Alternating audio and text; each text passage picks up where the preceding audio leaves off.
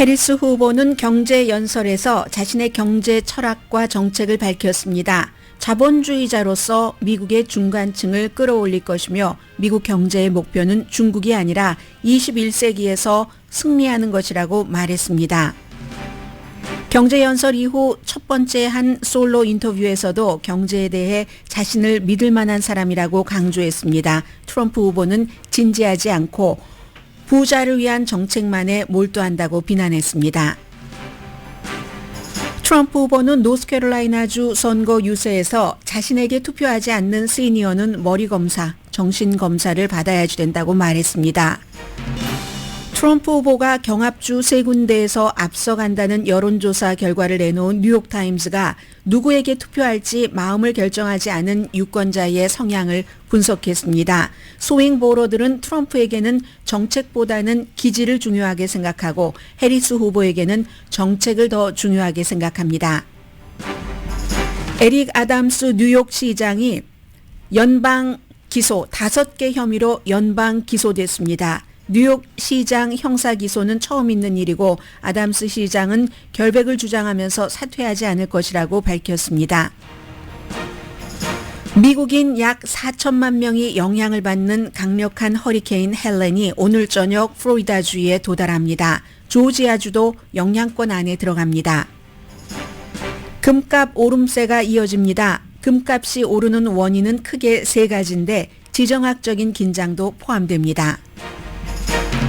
젤렌스키 우크라이나 대통령은 오늘 바이든 대통령과 해리스 후보를 만나지만 트럼프 후보는 면담을 거부했습니다. 공화당은 젤렌스키 대통령이 포탄 생산 공장을 방문한 것은 민주당을 위한 선거운동이라고 비난합니다. 이스라엘과 헤즈볼라 사태는 미국과 프랑스 등 동맹국들이 21일 휴전안을 제안했지만 이스라엘이 거부했습니다. 네탄야후는 휴전 제안에 관한 뉴스는 사실이 아니라고 말함으로써 사실을 부정했습니다. 여러분 안녕하십니까? 오늘의 미국 강혜신입니다. 오늘이 이제 9월 26일이고 이제 선거는 6주일 남았나요? 제일 중요한 건 여러분 많은 분들이 그 오늘의 미국을 듣고 보고 계시는 미국 내도 그렇고 해외에서도 그렇고 대부분의 여러분들과는 별로 상관이 없습니다. 누가 대통령을 결정짓느냐가. 스윙 스테이트 7군데 그 가운데서도 마음을 결정하지 않은 18%가 차기 대통령을 뽑습니다. 왜 지금까지 10%라고 하더니 18%가 됐노? 이렇게 생각하실 분들이 계실 텐데 물론 지금으로서는 마음을 결정했지만 아직 6주일이 남았으니까 마음이 바뀔 수도 있다. 이런 사람까지를 포함해서 스윙 스테이트에서 18% 이제 대부분이 무당파가 되겠죠. 이런 분들이 차기 미국의 대통령을 선출을 해서 지금 오늘 뒷부분에 말씀드릴 이스라엘 헤즈볼라나 아니면 러시아 우크라이나 전쟁 이런 것에서부터 한국은 나름대로 일본도 마찬가지고 지금 미국 내에는 말할 것도 없고 모든 것이 이제 대통령이 바이든 대통령의 후임자가 되느냐 그리고 전혀 다른 트럼프 대통령이 되느냐 여기에 따라서 너무 많이 바뀝니다.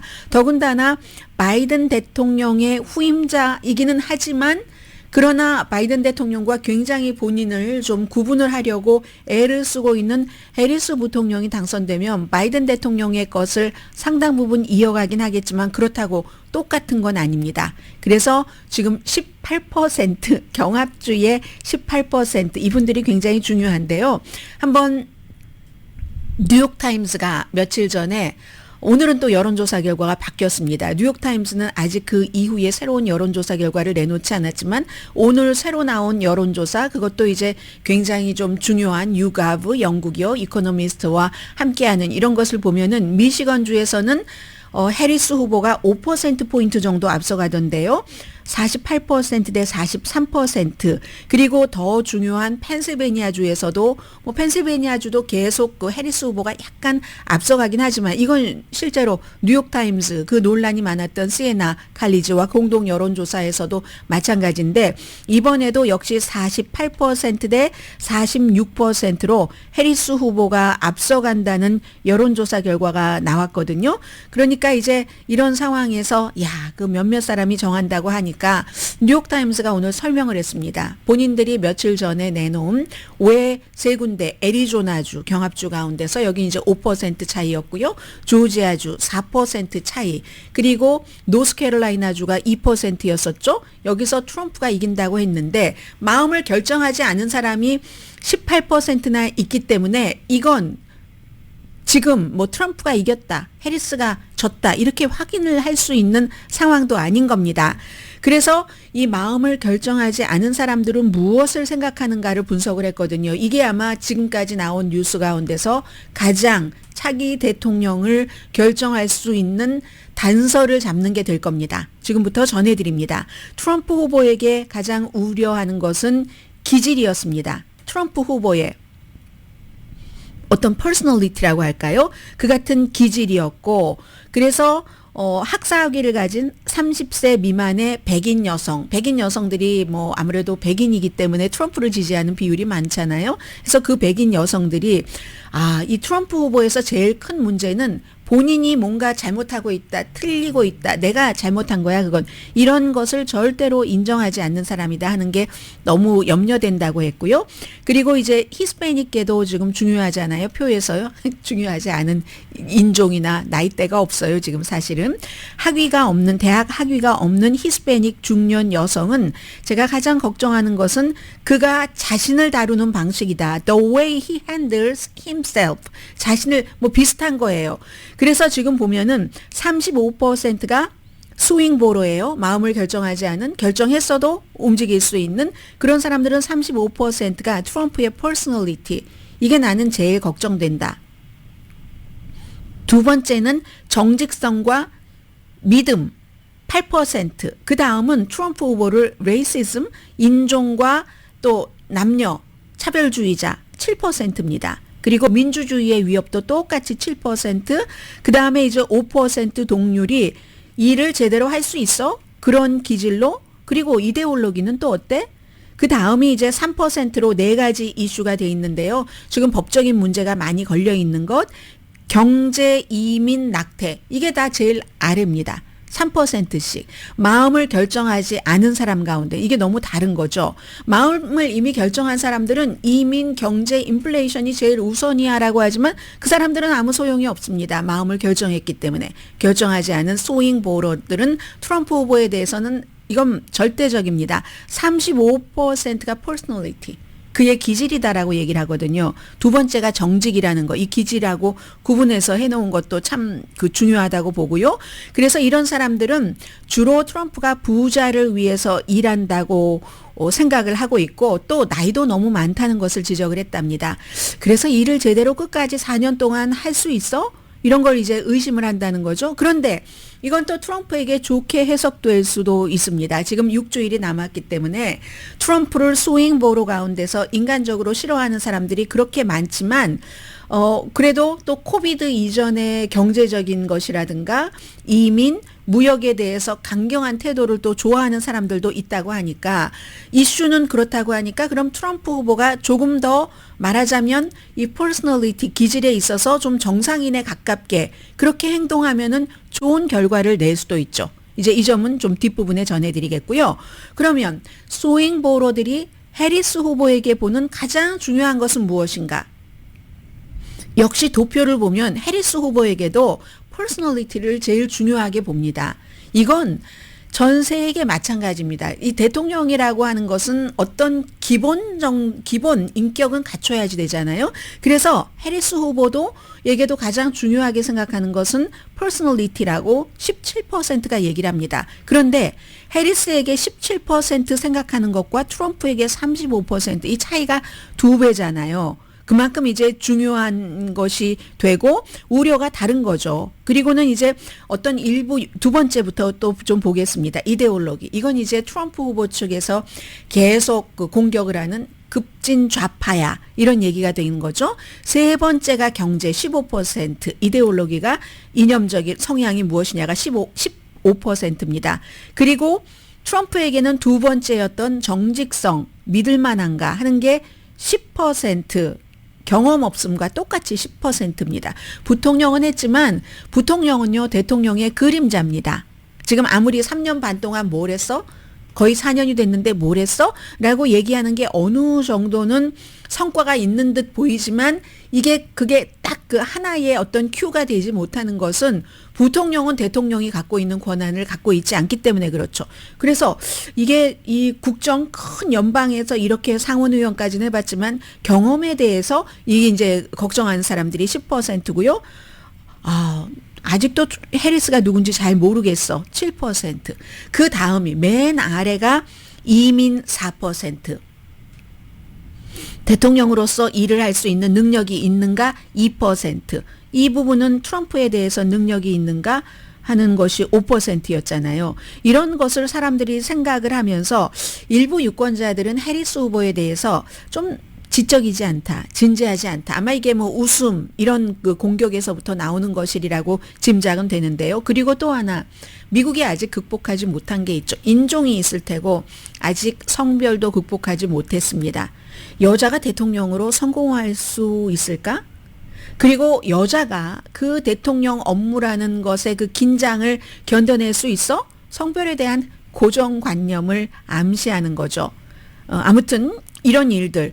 그리고 다른 유권자들은 뭐 두 번째 이데올로기가 되겠죠. 너무 진보적인 게 아니야? 뭐 이런 얘기들. 자, 이런 것 뭐 충분히 모른다 등등 이렇게 하기 때문에 조금 두 사람이 다르잖아요. 그리고 역시 이 같은 것은 뉴욕타임스가 조사한 것과 뉴욕타임스가 얘기를 합니다. 이제 뉴욕타임스와 시에나가 같이 하는 것이라든가 아니면 538 뭐 네이트 실버가 만들어서 ABC에 판 그 여론조사 결과라든가 아니면 또 여론조사 결과를 분석하는 무슨 쿡 리포트라든가 이런 것과 함께 YouGov, 이코노미스트가 같이 여론조사를 하잖아요. 이 YouGov와 이코노미스트의 어떤 그 여론조사 스윙보로들이 무엇을 두 후보에게 생각을 하고 있는가? 그럼 비슷하다고 얘기를 했습니다. 그럼 이런 면에 있어서 그럼 트럼프 후보는 퍼스널리티, 해리스 후보는 누군지 잘 모르겠고 정책이 의심이 돼. 아직 모르겠어. 의심이나 마나 모르겠어 하는 거잖아요. 어제 해리스 후보와 트럼프 후보의 어떤 움직임을 좀 전해드리겠습니다. 트럼프 후보는 그제 있었던 것을 어제 자세히 전해드렸고 하나만 뒤에 첨부를 하겠습니다. 피츠버그에서 펜실베니아가 있는 아주 중요한 곳이죠. 경제 연설을 했습니다. 지금까지 어떤 그 경제적인 발표보다 조금 명확했고 온건한 입장이었습니다. 저는 자본주의자입니다라고 굉장히 강조를 했어요. 그래서 실용적인 어떤 경제 제안 같은 것을 한 건데 경제 철학에 있어서 본인은 급진 좌파라고 공격을 받으니까 그게 아니라고 얘기하면서 저는요 자본주의의 강함을 굉장히 받아들이는 사람입니다. 물론 자본주의의 과도함은 억제하는 그런 지도자가 될 겁니다. 이렇게 얘기를 했거든요. 이건 미국의 기업의 리더들은 바이든 행정부를 정책에 있어서 기업에 굉장히 적대적이라고 보고 있잖아요. 반독점법 여기에 대해서 막 수사를 한다던가 증권 규제, 소비자 보호, 에너지 이런 것에 대해서 허가 내주는 것 이런 것들 때문에 그런 생각을 하고 있는데 아닙니다. 저는 자본주의자입니다라는 것을 강조를 했고요. 그리고 이제 민주당의 이건 뭐 시그니처잖아요. 중간층을 위해서 학위를 받지 않은 사람들도 아주 그 좋은 봉급을 받고 일할 수 있도록 내가 노력을 할 거고 기술을 강조할 거다. 꼭 학위라기보담도 그리고 이제 거기가 펜실베니아 피츠버그니까 또 US 스틸 뭐 이런 곳이 있는 곳이잖아요. 철강 제조업 분야에서도 역시 그 일자리를 그 확대하고 특히 회사가 근로자들에게 좋은 대우를 해주면 거기에 이제 세금 감면 같은 것을 해주겠다고 얘기를 했습니다. 그리고 두 번째는요. 국제관계에 있어서 이 경제정책에서 중국을 말했는데 중국을 끊임없는 그 적 경쟁자로서만 생각하지 않는다. 우리는 그 너머를 향하고 있다. 뭐라고 얘기를 했냐면 트럼프 그 후보는 그 전날 중국으로부터 일자리를 뺏어서 조지아에 넣는다고 했나요? 그리고 한국에서 일자리를 뺏어서 노스캐롤라이나, 독일에서 일자리를 뺏어서 어디로 가져간다고 했죠. 아무튼 그렇게 했잖아요. 그런데 이게 전부 동맹국이잖아요. 바로 그 점을 그 파이낸셜 타임즈 같은 데가 지적을 했거든요. 트럼프 후보는 이상하다. 어떻게 동맹국과, 그리고 미국, 중국도 뭐 교역국이죠. 아주 큰 동맹국들에서 일자리를 뺏어온다고 얘기를 하지? 이렇게 얘기를 했잖아요. 카멜라 해리스 후보는 그런 말 하지 않았습니다. 심지어 중국에도 중국을 넘어서 미국이 해야지 될 일이 있다. 중국은 늦게 움직이지 않는다. 우리도 그럴 여유가 없다. 여러 가지 뭐 기업, 노동자, 의회와 협력을 해서 개혁할 건 개혁을 하고 아주 좀 층이 높은 번잡한 이런 그 절차 같은 것은 줄이고 상황을 빨리 진행시켜야지 된다. 이런 얘기를 했거든요. 그리고 우리의 목표는 중국이 아니야. 21세기에서 승리를 해야지 되는데 역사를 보면 여러 가지 반복되는 것 가운데 하나가 어떠한 그 미래 산업에 투자를 하면 그게 꼭 이 몇 년뿐만이 아니라 그 아주 오랜 여러 세대에 걸쳐서 참 좋은 일이 있다. 그게 바로 지금은 인공지능이라고 얘기를 했습니다. 우주 항공 산업, 뭐 양자 컴퓨팅이라든가 블록체인 이런 곳에 미국은 투자를 할 것이다. 본인은. 그래서 기존에 있는 공장도 좀 업그레이드를 하고 현지에서 채용을 많이 하고 미국의 뭐 위대한 이런 제조업 산업이나 아니면 농업의 중심지에서 자란 모든 사람들 버림받아서는 안 된다. 이렇게 얘기를 했고요. 어제 경제정책에 대해서 말한 세 번째가 트럼프의 경제정책은 비난했습니다. 트럼프에게 우리 경제는 실제로 고층 빌딩을 짓는 사람이 아니라 그리고 고층 빌딩에 막 전선도 깔고 바닥을 닦고 이런 사람이 아니라 그 고층 빌딩을 소유한 소유자에게만 잘 통한다. 그래서 경제에 대해서 나와 굉장히 다른 비전을 갖고 있다. 그리고 트럼프를 제조업 역사상 가장 큰 그 패배자라고 얘기를 했습니다. 왜냐하면 이게 그 위스콘신의 그 팍스콘 짓겠다고 하다가 이게 결국은 실패된 그걸 얘기를 했죠. 해서 톤 자체는 나는 바이든과는 좀 다르다. 물론 그 팔러시에 있어서 디테일하게 얘기하진 않았습니다. 이건 트럼프도 마찬가지예요. 그냥 트럼프도 디테일하게 얘기하는 유일한 것은 부자에게 세금 감면한 걸 더 깎아서 더 오래 영구해야겠다. 기업세에 대해서도 마찬가지고 그렇잖아요. 다만 이제 해리스가 강조한 건 굉장히 실용적인 나 이데올로기 이념 말고 현실적인 해결책 나 이것을 자기가 강조를 한다는 것을 강조를 하고 싶었습니다. 그리고 사실 이 해리스에 대한 핵심은 경제도 아니죠. 이 사람이 검찰로 검찰총장으로 상원의원도 법사위원장을 했지 무슨 은행위원장 뭐 이런 법사위원장이 아니라 법사위원회에서 일했지 은행위원회 금융위원회에서 일한 사람이 아니잖아요. 정보위원회에서는 일했었고요. 아무튼 이래서 그동안에 계속 얘기를 했었던 무슨 뭐 스몰 비즈니스 업주 처음에 뭐 5만 달러 세금 감면해 준다던가 집 살 때 보조금 준다던가 구체적으로는 그런 얘기들을 조금 하면서 하나는 이제 경제에 대한 인식이 얼마 전에 이제 아마 제가 제일 먼저 말씀드렸을지도 모릅니다. 그 파이낸셜 타임즈에서 얘기를 했었던 경제에 대한 인식도 해리스에 대해서 점점 좋아지고 있다. 이게 격차가 줄어들거든요. 점점. 예를 들어서 바이든과 트럼프 하면 경제를 누가 더 잘 다루느냐. 12% 정도는 트럼프가 가져갔는데 그걸 지금 반토막 냈거든요. 해리스에게는 앞으로 남은 시간이 그것을 또 6%를 더 줄여서 본인이 트럼프보다 앞서갈 수 있느냐 없느냐. 이게 굉장히 중요하고 무척 그걸 달성하기가 어려워 보이긴 하죠. 지금 경제에 대해서 이런 문제가 있고 어제 이제 그 같은 경제적인 정책을 발표를 한 것보다도 오히려 더 중요한 것은 그 뒤에 방영됐던 이제 MSNBC와의 인터뷰거든요. MSNBC와의 인터뷰. MSNBC 하면 제일 유명한 사람이 모닝조의 2명 진행자인데 거기서는 안 했습니다. 왜냐하면 그건 너무나 진보 딱 민주당 표 이렇게 나기 때문에 거기서 안 하고 스테파니 룰레와 인터뷰를 했는데 이제 트럼프 후보 좀 비난 좀 하고요. 특히 이제 본인이 맥도날드에서 일했다. 내가 10대 때 엄마가 열심히 일해서 집을 마련할 수 있었다. 이런 이런 걸 강조하는데 맥도널드에서 일한 것은 트럼프 후보가 자꾸만 그런 적 없는데 거짓말한다고 거짓말을 하니까 이제 어제 그런 얘기를 한 것 같고요. 그리고 미국 경제는 트럼프 손보다 내 손에서 안전하다. 그렇기 때문에 수많은 경제 전문가들이 트럼프의 경제 정책은 빚을 더 늘리고, 왜냐하면 부자에 대해서 세금 감면해주고 기업의 세금을 감면해주는 것은 엄청나게 돈이 들어가는 것이니까요. 게다 대고 이제 트럼프나 해리스나 다 팁에 대해서 세금을 안 받겠다고 하면 도대체 수입이 줄어드는데 그걸 어떻게 할 것인가 해서 경제 전문가들이 나를 더 많이 지지한다. 이런 얘기를 했고요. 그리고 이제 중요한 것이 아주 그 기본적인 얘기들이었는데, 미국에서 뭐 아직도 물론 그 야망도 꿈도 무슨 뭐 영감 이런 것도 있는 그 아메리칸 드림은 있기는 있다라고 일단은 그 얘기는 해요. 카멜라 해리스 후보가. We have ambition. We have aspirations. We have dreams. We can see what's possible. We have an incredible work ethic.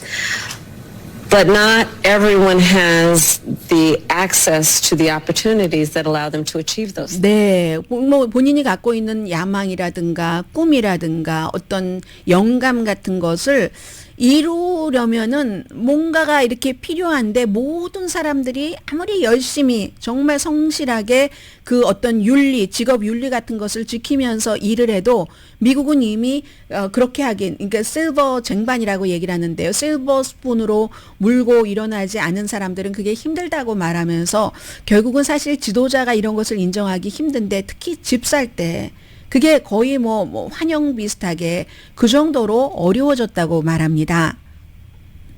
You know, home ownership for too many people in our country now is elusive. You know, gone is the day of everyone thinking they could actually live the American dream. So part of my vision for the economy is let's deal with some of the everyday challenges that people face and address them with common sense solutions such as affordable housing. 네, 그렇기 때문에 이제 본인의 경제 정책이 affordable house라고 하잖아요. 열심히 일하고 뭐 능력이 있어서 그러면 집을 살 수 있는 이런 것이 돼야지 되는데, 내가 그런 정책을 펼치겠다라고 얘기를 하면서 트럼프 후보에 대해서는 이 사람은 너무 진지하지 않다. 그냥 어떤 랠리에 가서 얘기하고 터킹 포인트 만들어내고 그런 걸 하지만 진지하지가 않아라는 걸 강조를 했습니다. He's just not very serious about how he thinks about some of these issues. And one must be serious and have a plan, and a real plan that's not just 어떠한 것을 만들려면 진지하게 뭐 계획도 세우고 해야지 되잖아요. 그런 걸 트럼프가 안 한다는 putting 거죠. the thought into what will be the return on the investment, what will be the economic impact on everyday people. 네, 그것도 이제 everyday people이라는 말을 굉장히 강조하잖아요. 이제 이렇게 어제 경제 정책에 대해서 발표를 하고 인터뷰를 했고, 트럼프 후보도 어제 노스캐롤라이나주를 다시 갔습니다. 주말에도 갔는데 그만큼 뉴욕타임즈와 시에나의 여론조사 결과 노스캐롤라이나주에서 2%포인트 차이로 이기고 있다고 했음에도 급한 겁니다. 노스캐롤라이나는 must win입니다. 트럼프 후보에게는 2016년도에도 2020년도에도 이겼기 때문에 노스캐롤라이나를 이기지 않고는 승리로 갈 수 있는 그림을 그릴 수가 없습니다. 그래서 이제 어제 노스캐롤라이나주에 다시 가서 얘기를 했는데, 어떤 뭐 공장이었어요. 뒤에 보니까 막 쫙 이렇게 써놓고 얘기를 하는데, 시니어들이 인플레이션 때문에 얼마나 고생을 하느냐. 그래서 내가 소셜 세큐리티에 대해서 세금도 안 내게 해주겠다고 하는데, 나에게 트럼프에게 투표하지 않으면 이거 헤드 검사, 머리 이그잼, 정신 감정을 받아봐야지 된다라고 얘기를 합니다.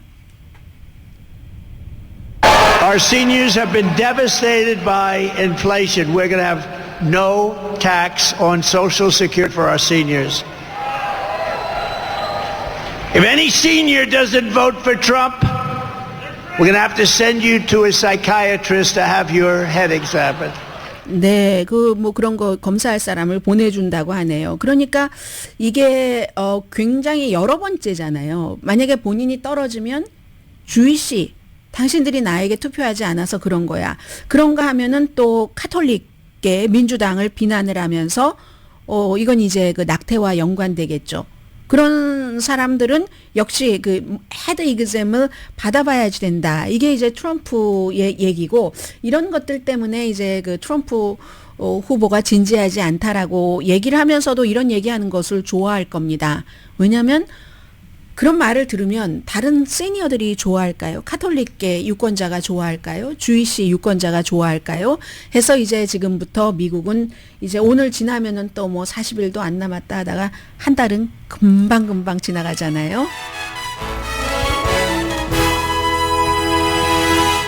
오늘의 미국은 전문가가 추천하는 이민법, 가정법 전문 재인정 종합법률사무소, 총 20억 달러 승소, 교통사고와 상해 전문 브라이언 타필라와 CG 변호사 그룹, 집이용자 홈에퀴리 라인업 크레딧, 급한 하드머니도 정말 쉽게 잘하는 융자나라 공동폰입니다. 네, 지금 뭐 미국에서 제일 큰 도시이기 때문에 뉴욕의 시장이 이제 형사 사건으로 인해서 기소됐다는 것도 굉장히 큰 뉴스고요. 잠시 뒤에 뵙겠습니다. 라디오 서울 방송 오늘의 미국 듣고 계십니다.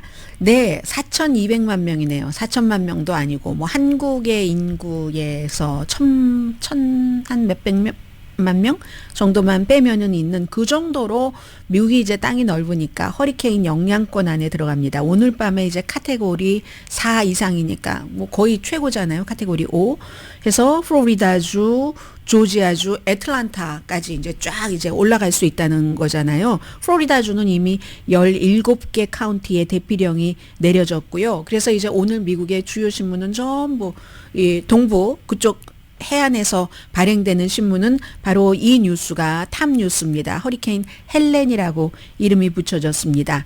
그래서 이제 2024년 올해의 최악의 허리케인이라고 하는데 이 플로리다주에서는요 20피트 정도 파고가 있을 수도 있고, 야 이건 완전히 무슨 뭐 폭풍 해일 해서 그 사진 같은 거 보면 USA 투데이도요 헬렌이 이제 2024년도 최악의 허리케인인데 오기 전에 뭐 여러 가지 모래 주머니 정도가 아닙니다. 이건 모래산이에요. 모래산 같은 것을 쌓는 이런 모습들이 있고, 템파베이 타임스는 오죽하겠어요. 완전히 사람들의 모습이 아니라 어떻게 이 플로리다주가 이 허리케인 안에 그 허리케인 눈 안에 들어가는가 하는 그 허리케인 눈을 헬렌을 보여주고 있습니다.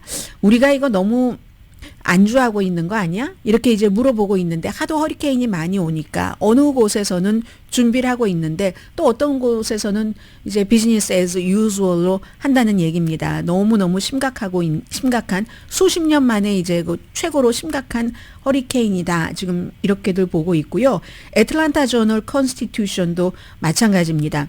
대부분의 지역에 다 그 영향을 미친다. 이런 것과 함께 그쪽 지역에 사시는 분들은 그 캘리포니아주는 지진 때문에 그렇지만 창문 판자로 다 이제 막아놓고 하는 그런 모습들. 그리고 이 허리케인이 바람뿐만이 아니라 이제 홍수는 기본적인 거잖아요. 그래서 이제 대부분의 지역에 영향을 받는다 하는 건데, 동부 지역에서 지금 발행되는 신문들은 전부 이 내용이 탑 뉴스입니다.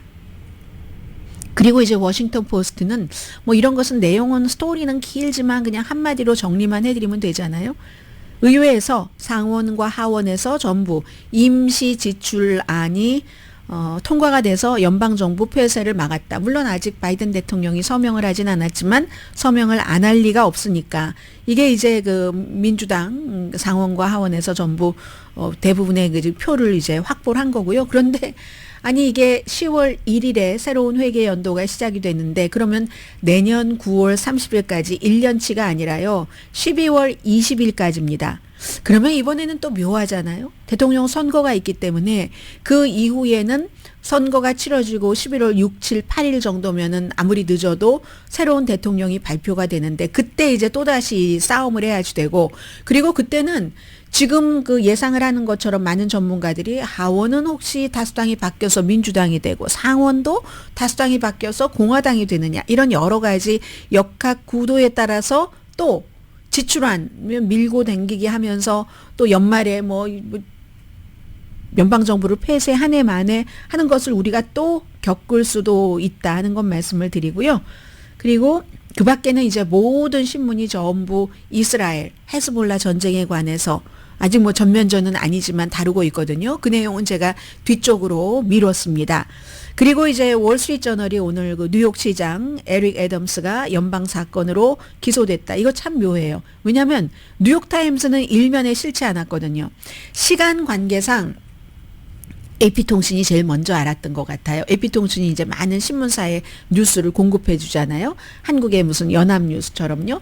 AP통신이 알아서 그냥 월스트리트저널은 뭐 어쩌면 그 판짜는 시간이 뉴욕타임스보다 더 늦은지도 모르고 일면에 이 내용을 실을 수가 있었는데 뉴욕타임스는 뉴욕에서 발행되는 신문인데 뉴욕 시장이 기소되는 걸 알기는 알았지만 이게 사실 확인도 안 됐고 해서 일면에 못 실었어요. 전부 무슨 이스라엘 문제라든가 이런 것들이 이제 그 또 신문에 어떤 그 마감 시간에 쫓기고 하는 그런 신문, 그리고 어떤 때는 신문의 성격에 따라서 우리는 꼭 확인까지 딱 끝나고 나서야 이걸 할 거야. 뭐 이런 신문사들도 있고 하니까 뉴욕에선 뉴욕타임스는 못 실었는데, 그런데 이제 뉴욕타임스보다 부담이 좀 덜 하잖아요. 뉴욕 데일리 뉴스 같은 타블로이드 신문은 딱 기소됐다 하고 신문 발행하는 시간에는 기소되지 않았거든요. 이게 이제 그 이후였는데도 기소됐다 하고 ED를 붙여서 딱 이 에릭 아담스 시장 얼굴만 쫙 나와 있습니다. 뉴욕에서 발행되는 이 데일리 뉴스. 그러면 이제 우리는 혐의를 알아야지 되는데 그 혐의 자체가 오늘 아침에 좀 전에 나온 것을 보니까요. 5개 혐의인데 이 사람 이게 작년 가을부터 열심히 조사하고 했었던 건데 2018년 뭐 그때쯤까지 내가 뉴욕 시장에 나가야지 되겠어 하고 계획을 세웠고 아프리칸 아메리칸이잖아요. 경찰국장이었습니다. 그리고 나서 불법적인 선거 기부금을 받았다는 겁니다. 그것도 터키로부터. 그러니까 결국은 외국으로부터 여러 가지를 조작을 해서 불법적인 선거 기부금을 받았고, 그러면 또 매칭 펀드가 있잖아요. 그럼 그 매칭 펀드 약 $10,000,000 이건 공적 자금을 훔친 게 됩니다. 해서 이제 뉴욕에 대해서 사기를 했고, 그 다음에도 이제 그 뭐 2016년부터 뭐 사치스러운 여행 같은 거, 뭐 터키에 뭐 이런 거 해서 거기에 또 한 $100,000 정도 되는 것 있고, 그런데 터키에서부터 그런 것을 터키 사람들에게 받고 어떤 것을 해줬는가 여기에 대해서까지 아직까지는 뭐 자세히 그 리스트가 쭉 나오지는 않는데요. 이 에릭 아담스라는 사람이 뉴욕에서 굉장히 그 온건한 경찰국장 출신인데도 온건하게 뭔가 이슈를 들고 나와서 당선이 됐었던 그런 사람이잖아요. 지금 이제 66살이고요. 그런데 결국은 이제 부패 혐의인 거예요. 선거자금법 위반과 부패 그 혐의인 것인데, 그러면 터키 정부로부터도 받았다고 하는데 이거 그렇게 하고 뭐를 해줬을까? 이제 저는 그게 더 궁금하고요. 그 사이에 계속 본인 수사 받으면서 뉴욕 시장을 하고 있었던 건데 경찰국장이라든가 현재 뭐 학교 교장, 보건국장 뭐 여러 이 사람의 변호사를 포함을 해서 굉장히 소환장도 많이 받았고 조사를 했습니다. 연방 정부가 본인은 아니라고 해요. 나는 무죄다. 그리고 나를 타겟으로 해서 이렇게 수사를 한 것이다라고 계속 주장을 하는데 그 타겟이라고 하는 것에는 maybe 아프리칸 아메리칸 이런 미닝도 있는지 모르겠습니다. 그런데 연방 정부가 누구를 기소할 때 그것도 뉴욕이라는 미국 최고의 도시의 최대 도시의 시장을 기소를 하는데 또 최초의 아프리칸 아메리칸 시장 아닌가요? 그렇게 기소를 하는데 근세사에서는 적어도 그렇게 기소를 하는데 증거 없이 기소해야 하겠습니까? 현직 시장을, 그것도 경찰국장 출신의 그런 그 시장을. 그렇기 때문에 이제 어쨌든 이 선거 자금을 그렇게 불법으로 만들어 놓고 시장이 되고 나서는 그 주변 사람들을 다 이제 친구, 충성파로 채웠다는 거죠. 최고위직을. 그건 이제 뭐 믿음에 있어서도 그렇고 그 사람들에게 또 봉급을 주잖아요. 그래서 많은 사람들이 또 연방 수사에 휩쓸리기도 했지만 뉴욕에서요. 임기가 끝나기 전에 사임한, 이건 좀 흉한 거잖아요, 보기가. 그런 시장이 뭐 몇몇 사람이 있긴 했지만 이렇게 형사 혐의로 연방 기소된 이런 일은 처음이랍니다. 그리고 원래도 이 처음에 시작할 땐 좋았어요. 에릭 아담스 시장이. 그런데 내년에 이제 또 예비선거를 치러야지 되는데 이미 조금 어렵게 되기는 됐습니다만 본인은 연방 검찰이 맨하탄에서 이렇게 기소합니다 하는 것을 발표하기 전에 본인이 먼저 비디오를 발표를 했거든요. 나는 기소가 된다 할지라도 무죄고 끝까지 싸울 것이다. 그런데 이제 주마다 또 시마다 약간 그 차이가 있고 하는데 뉴욕의 유권자들이 이 사람 그 소환하지 못합니다. 뭐 얼마 남지도 않았고요. 그리고 사임하라는 요구도 못합니다. 그러나 또 방법이 있죠. 항상 그럴 때를 대비해서 미국 법이 그 백업 장치가 있잖아요. 뉴욕의 주지사가 캐시 호커 이 주지사가 해임하면 됩니다. 뉴욕 시장을 해임하면은 되고, 그리고 지금 이 에릭 아담스가 민주당이지만 기소되기 전에도 그 알렉산드리아 오카시오 코르테스 같은 민주당의 연방 하원 의원을 포함해서 몇몇 민주당의 정치인이 이 정도 되면 민주당을 더럽히지 말고, 이름을 더럽히지 말고 사임해라라고 강력하게 주장을 했었거든요. 그래서 이제 이건 이제 주지사에 달려 있다. 그러면 이제 벌써 다 후임까지 대행까지 정해놨습니다. 특별선거 전에 뉴욕에 살고 계신 분들이 워낙 많으셔서요. 뉴욕시 공익보호관이라고 해야 되나요? Public Advocate 그 주만 윌리엄스 이분이 이제 대행을 하고 특별 선거가 치러진다고 합니다. 그러니까 아무튼 미국에서 이런 식으로. 그런데 또 앤드류 쿠모 전 그 뉴욕의 주지사도 아주 무슨 뭐 섹스 스캔들로 인해서 결국은 자리에서 물러나게 됐잖아요. 그래서 본인의 동생인 크리스 쿠모도 뭐 뭔가를 그 형의 이 일과 연관이 돼서 형에게 무슨 뭐 뭔가 그 카운슬링을 했다던가 이런 문제로 CNN에서 나가게 돼버렸는데, 이 앤드류 쿠모가 다시 뉴욕의 시장직을 노린다고 하니까 뉴욕의 시장이나 로스앤젤레스 시장 정도가 되면은 전국 무대에 어떠한 그런 그 어떤 그 정치적인 포지션보다도 이 정도로 이게 강한 거구나, 세계 어느 나라 대통령보다도 더 강한 자리구나 하는 것을 알 수가 있겠다. 뭐 이 정도 말씀드립니다. 그리고 오늘 뉴욕타임스는요, 이 같은 그 시장의 기소되는 그 케이스를 일면에 보도하지 못했는데, 사우디아라비아 등의 여러 국가가 왜 자레드 쿠슈너 트럼프 후보의 사위에게 한 번도 이 사람이 이런 금융에서 일해본 적도 없는데 2021년도 적어도 1억 1,200만 달러를 자레드 쿠슈너가 만든 회사 만들자마자 프라이빗 에퀴리 회사에 투자를 했는가, 여기에 대해서 이제 조사를 하고 있다. 이런 내용은 보도를 했군요. 자, 잠시 뒤에 그리고 또 하나는 민주당은요, 이렇게 뭔가 비리가 있었을 때 당시에 그 앤드류 쿠모도 그랬었고, 굉장히 뭐 그 전에 그 하원 의원도 마찬가지였었고요. 앤토니 누구였었죠? 이런 일이 있으면 사임하라고 정치인들이 해서 그 사람을 쫓아내는 경우가 많습니다. 근데 공화당은 그렇지가 않아요. 지금 공화당에서 어떤 스캔들이 있는 사람이 지금 3사람이거든요. 뭐 여자 문제도 있고 마찬가지예요. 지금 뉴욕의 그 에릭 아담스가 본인 측근들을 옆에다가 두고 최고위직으로 하고 돈을 벌게 해줬다, 이런 일이 있잖아요. 그런데 또 다른 그 어떤 그 공화당의 정치인이 지금 그런 일이 있는데 공화당에선 그 사람에게 물러나라 이런 얘기 안 합니다. 그리고 특히 노스캐롤라이나주의 마크 로빈슨에 대해서도 정말로 너무너무 이 사람은요, 민권운동과 알 샤프트는 총으로 쏴야지 된다, 뭐 이런 얘기까지 2009년도에 했다고 하는데, 그 다음에는 뭐 마틴 루터킹 등등에 관한 많은 것들이 있잖아요. 포르노 사이트에다가 쓰고 한 것, 그리고 그런 사이트가 아니라도 그동안 해왔었던 여러 가지 문제에 대해서 공화당은 몇몇 사람은 저 사람 물러나야지 돼 하지만 이렇게 민주당처럼 강하게 하지 않습니다. 그게 특징입니다. 도덕과 윤리를, 가치를 굉장히 강조하는 공화당은 그런 일이 있을 때 그냥 슬그머니 뒤로 빠져요. 그리고 공화당 가운데서 동성애자들을 얼마나 징글징글 싫어해요. 동성애자들 구덕이라고 했잖아요. 마크 로빈슨도. 그런데 공화당 사이에서 그런 정치인이나 그런 동성애자가 나오고 해도 또 아무렇게도 하지 않습니다. 조지 산토스, 롱아일랜드, 뉴욕에 그 온갖 거짓말 사기로 해서 자수성가했다. 우리 어머니가 9.11 사태 때 그 빌딩에서 숨지셨어. 어머니는 5년 뒤에 다른 데서 숨지셨는데, 이런 온갖 것을 거짓말을 해서 당선이 됐어도 그 사람의 표가 필요할 때 공화당은 아무 말도 하지 않습니다. 이게 지금 공화당과 민주당의, 그래서 민주당이 손해볼 수도 있어요. 유권자들이 어떻게 생각할지는 모르지만 큰 차이다 하는 것, 기회가 있어서 말씀을 드렸고요. 잠시 뒤에는 금에 대해서 좀 말씀을 드리겠습니다.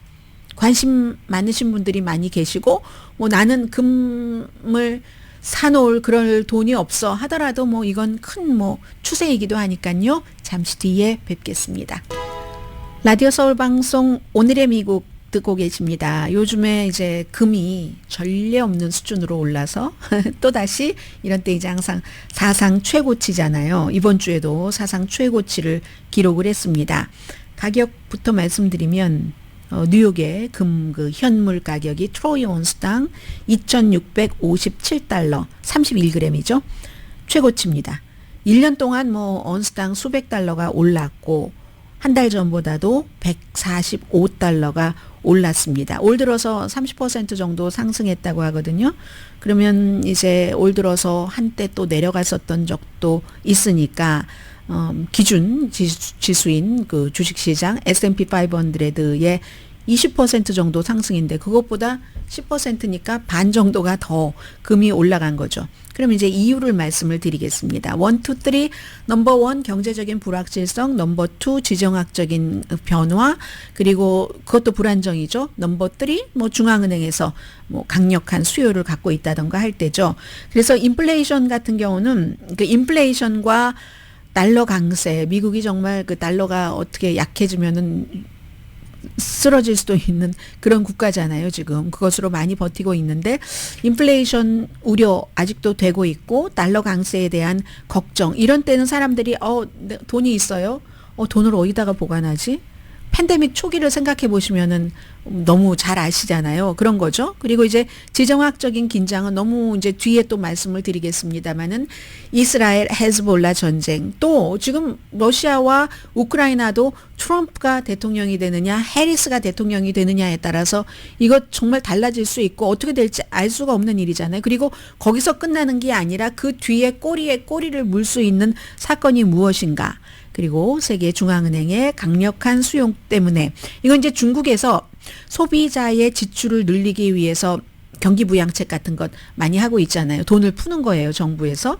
우리 그 팬데믹 때 미국에서 엄청나게 돈 풀었던 것처럼 그러면 이제 돈이 풀리니까 뭐 소매자들, 투자가들도 늘어날 것으로 많이 찾으니까 그러면 이제 값이 또 올라간다 하는 거죠. 그래서 항상 한국 분들이 이제 금 투자하고 하고 계시는 분들 많으신데 투자 가치가 있는가? 뭐 항상 똑같습니다. 아주 전형적인 그런 그 답변인데 한 바구니에 다 넣는 게 아니다. 아무리 이게 앞으로 적어도 몇 개월 동안은 불안정함이 있을 테니까 오를 것이야 한다 할지라도 이게 지정학적인 긴장이 언제까지 가겠습니까? 물론 한 군데서 지정학적인 긴장이 풀어진다 할지라도 또 다른 데서 일어날 수도 있지만 언제나 항상 그런 건 아니잖아요. 인플레이션도 언제까지 다 그렇게만 될 건, 뭐 언제까지 계속 그렇게 되면 사람들이 또 거기에 대해서 그 심리적으로 면역력이 생기겠죠. 그런 거. 그래서 지정학적인 긴장이 완화되면은 지금 이제 그 온스당, 그 트로이 온스당 50달러에서 80달러 정도는 떨어질 것이다. 이렇게 보고 있거든요. 그렇지 않으면 이제 2025년 내년이네요. 2,700달러 넘어설 것이다. 지금 이제 2,657달러 기 때문에 뭐 2,900달러까지 내년에 온스당 가겠다. 이렇게 보고 있는 사람도 많습니다. 그런데 모든 건 영구하지 않다. 변동성이 있다. 그렇기 때문에 한 바구니에 뭐 주식도 조금, 뭐 집이 있으면 좋고, 뭐 조금씩 이렇게 하는 게 좋다. 안전하게. 그리고 또 하나는 이제 위조가 많잖아요. 이 금 같은 것. 뭐 한국 분들 뭐 어디서 파킹랏에서 만나서 뭘 샀어요. 뭐 이렇게 얘기하시던데 그거 굉장히 위험한 거죠. 자, 잠시 뒤에 뵙겠습니다. 라디오 서울 방송 오늘의 미국 듣고 계십니다. 먼저 그 이스라엘과 그 헤즈볼라를 말씀드리면요. 미국하고 유럽 그리고 그러니까 프랑스를 포함을 해서 또 아랍 국가들도 그렇고 이스라엘과 그 헤즈볼라의 전면전을 막기 위해서 21일 휴전을 제안을 했습니다. 저는 왜 21일인지 잘 모르겠어요. 뭔가가 있겠죠. 아주 깊은 미닝이 있으리라고 생각이 되는데 이게 이제 마침 지금 UN 총회가 열리고 있기 때문에 어제 그 바이든 대통령과 임마누엘 마크롱 프랑스 대통령이 거기서 직접 만나기도 했고 뭐 12개국이 뭐 서명을 하는 여러 가지도 발표를 하면서 굉장히 낙관적이라고 얘기를 했었습니다. 그런데요. 이스라엘이 거부했습니다. 네탄야후는 휴전 제안에 관한 뭐 여러 가지 이슈 뭐 이런 건 사실이 아니다. 이렇게 말함으로써 사실은 사실을 부정한 거죠. 다른 나라들이 이렇게 휴전을 제안을 했죠. 그 휴전을 제안을 한 것에 대해서 그 총리실에서 답변조차 안 했답니다. 뭐 바이든 서명하고 임마누엘 마크롱 서명하고 한 것에 대해서 답변도 안 하고 계속 지금 레바논을 그 공격을 해라. 헤즈볼라지만 물론. 그러나 민간인이 결국은 사상자가 나오니까 지금 사망자가 며칠 사이에 사흘 공격해서 600명 넘었거든요. 사망자가 600명 넘으면 수천 명이 다쳤다는 얘기가 되잖아요. 헤즈볼라도 마찬가지죠. 미사일에 지금 계속 깊숙하게 이스라엘 쪽으로 미사일을 발사를 하고 있는데 근데 헤즈볼라도 딜레마인 거죠. 만약에 계속 이스라엘 쪽으로 미사일을 깊숙이 발사를 하면 이건 이제 이스라엘도 가만히 있을 수가 없고 전쟁을 해야지 되는데 그러면 당하면서 이스라엘이 계속 공습을 하는데 당하면서 참으면 아니 헤즈볼라가 가장 치열하다더니 하마스보다 더 강한 그런 어떤 그 군사적인 파워를 갖고 있다더니 하는 그런 평판에 금이 가겠죠. 선택을 해야지 됩니다. 헤즈볼라도 그리고 이제 유엔 그 안토니오 구테르스 사무총장은 레바논 지금 지옥이다. 이건 안 된다. 프랑스의 외무장관도 마찬가지로요. 이제 오늘 그 레바논에 가서 거기 가서 이제 여러 가지를 설득을 할 텐데 뭐 이런 불안정도 금값 상승의 어떤 요인이 되는 거죠. 그리고 젤렌스키 우크라이나 대통령은 오늘 바이든도 만나고 해리스도 만나는데 트럼프는 본인이 안 만나겠다고 해서 안 만나는데 공화당에서는 이거 민주당 선거 운동하는 거야 여러 가지 하고 비난을 합니다. 특히 며칠 전에 펜실베니아에 있는 포탄 우크라이나에 주는 포탄을 만드는 그 공장을 방문을 하니까 그게 그럴 수가 있어 저럴 수가 있어 하는데 거기에 갈 때는 딱 그 지역 정치인하고만 같이 갔다고 하고 이거 바이든 행정부를 지금 공화당에서 조사를 하고 있습니다. 이 민주당 캠페인 행사지 뭐야 이런 얘기를 하면서 하는데 그런데 공화당에서 만나주지도 않고 실제로 만나주지도 않고 공화당은 지금 트럼프부터 다 러시아 편이잖아요. 러시아 편이라서 아니 우크라이나 이미 어제 노스캐롤라이나주에서 트럼프 후보는 우크라이나는 이미 그냥 사라져버렸어. 뭐 이런 식으로 그 얘기까지 하던데 글쎄요. 젤렌스키 대통령으로서는 또 입장이 있는 거잖아요. 오늘의 미국은 전문가가 추천하는 이민법, 가정법 전문 재인정 종합법률사무소, 총 20억 달러 승소, 교통사고와 상해 전문 브라이언 타필라와 CG 변호사 그룹, 집융자 홈에퀴리 라인업 크레딧, 급한 하드머니도 정말 쉽게 자라는 융자나라 공동후원이었습니다. 10시에 브라보 마이 라이프 방송됩니다. 왜 민주당 선거운동을 하고 다녀 이렇게 얘기를 하는데 우크라이나를 지원하지 않겠다고 하고 공화당에서는 또 마찬가지예요. 헝가리의 빅토르 오르반 총리 오면은 트럼프만 만나고 가잖아요. 강혜신이었습니다.